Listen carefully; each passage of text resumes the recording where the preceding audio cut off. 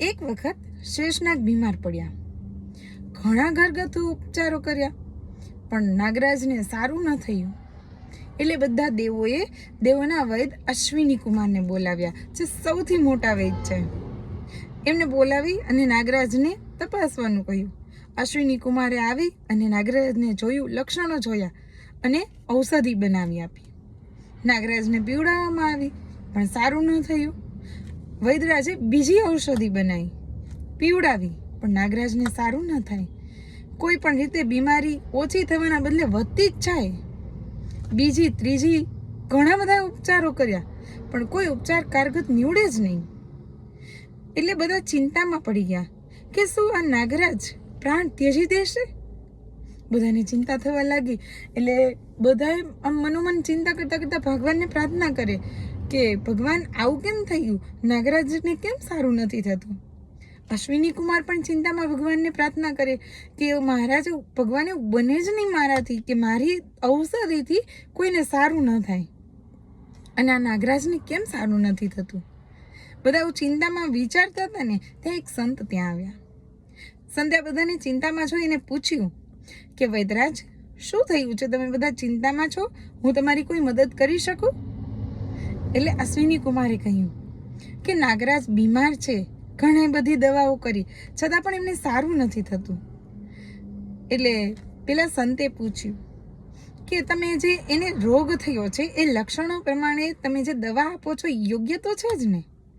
એટલે અશ્વિની કુમાર કહે છે કે હા મહાત્મા, એના જે લક્ષણો છે એ પ્રમાણે જ મેં ઔષધ બનાવ્યું છે, છતાં પણ એમને કોઈ ઔષધિ કારગત નીવડતી જ નથી. એટલે પેલા મહાત્મા કહે છે, એક કામ કરો, હવે જ્યારે તમે નાગરાજની ઔષધિ પીવડાવો ને, ત્યારે આંખે પાટા બાંધી દેજો. બધાને નવીન તો લાગે છે કે દવાની ને આંખે પાટા બાંધવાને શું લેવા દેવા, પણ બધાને તો રિઝલ્ટ જોઈતું હતું. એટલે કઈ પ્રશ્ન કર્યા વગર જ્યારે નાગરાજને ઔષધિ આપવા માટે જાય છે ને, ત્યારે આંખે પાટા બાંધી દે છે નાગરાજને, અને પછી ઔષધિ પીવડાવે છે.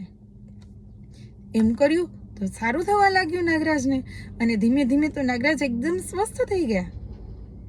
પણ પેલા બધા દેવોને અને અશ્વિની કુમારને એક મનમાં આશ્ચર્ય હતું કે આંખે પાટા બાંધવાની અને દવાને શું લેવા દેવા? દવા તો એની એ જ હતી, અમે આપતા તો સાજા નતા થતા, ને પાટો બાંધ્યો તો સાજા થઈ ગઈ, એવું કઈ રીતે બન્યું?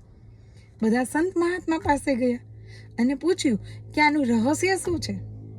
ત્યારે સંતે હસતા હસતા કહ્યું કે આનું કોઈ રહસ્ય નથી. તમે જે ઔષધ આપતા હતા એ સાચું જ હતું, એ જ એના રોગનો ઈલાજ હતો. પણ તમે જે ઔષધ આપતા હતા ને, ત્યારે નાગરાજની આંખમાંથી જે ઝેર વરસતું હતું ને, એ ઝેર એ ઔષધમાં ભળતું હતું. એના પરિણામે તમે જે અમૃત જેવી ઔષધિ આપતા હતા ને, એ ઝેર બની જતી હતી, અને એટલા માટે નાગરાજની બીમારી વધતી જતી હતી.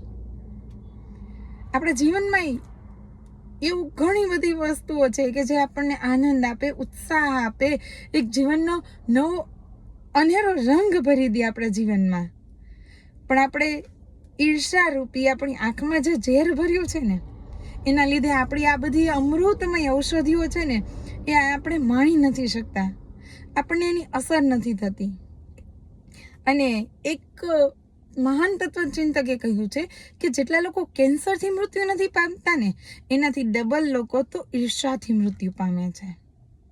કોઈના જીવનમાં આનંદની ક્ષણો હોય તો એમાં ભેળા પડીએ ન ભળી શકીએ તો ઈર્ષા શા માટે કરવી?